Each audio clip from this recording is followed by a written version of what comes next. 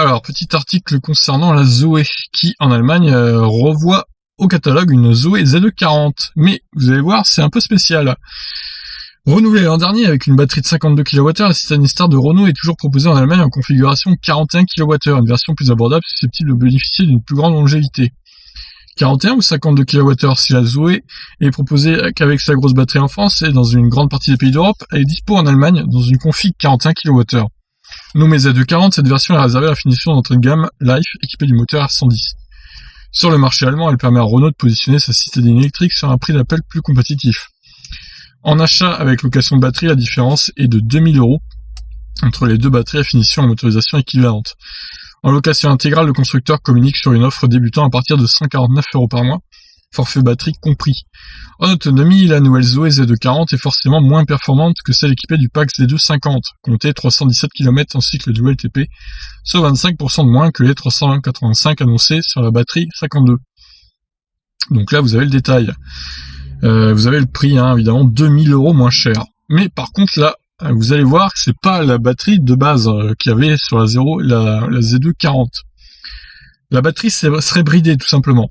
Sur son site internet, Pushiviz détaille avec précision les caractéristiques de cette nouvelle batterie. On apprend que les deux packs reposent en réalité sur une technologie strictement identique. Basée sur une chimie NCM712 et cellules LGX E78 sont fournies par le coréen LG Chem dans les deux cas. La conception des deux packs est également la même, avec au total 196 cellules et une capacité nominale de 54,66 kWh. Contrairement à ce que l'on pourrait croire, ce n'est donc pas le pack 41 kWh de l'ancienne Zoé qui est repris par la nouvelle. Donc là, vous avez le tableau comparatif. Voilà, on va passer directement à ça, ça va être plus simple.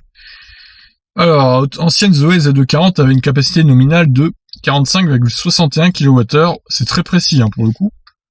La nouvelle Z240, donc 54,66 tout comme la nouvelle, et la capa utile est la même donc que l'ancienne 41 kWh. Le taux de décharge max est de 75%.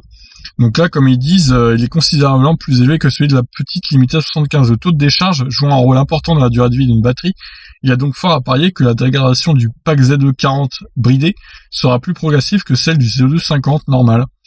Et oui. Parce que c'est vrai que là, pour le coup, il y a 95% quand même entre la capacité utile et la capacité nominale, ce qui est beaucoup plus que l'ancienne, c'était 90%. Donc Renault a joué assez gros là, en proposant une batterie quasiment utilisable de bout en bout en fait. Il y a que 2,66 kWh qui sont pas utilisables. Donc ça pourrait jouer sur le long terme, sur la durée de vie de la batterie. Mais pour le coup, c'est pas mal aussi parce que du coup, ça augmente à fond l'autonomie, quoi. Tout est quasiment utilisé. Voilà, écoutez, je sais pas si on verra ça en France. En tout cas, l'Allemagne a le choix. En tout cas, 2000 € de moins, vous avez la Z240. Alors 2000 €, vous me direz, c'est pas énorme. Pour 11 kWh de moins, je sais pas si ça vaut vraiment le coup. Mais ça intéressera peut-être des gens qui n'ont pas forcément besoin de 52 kWh de batterie. À vous de me dire ce que vous en pensez, je vous laisse réagir. Ciao.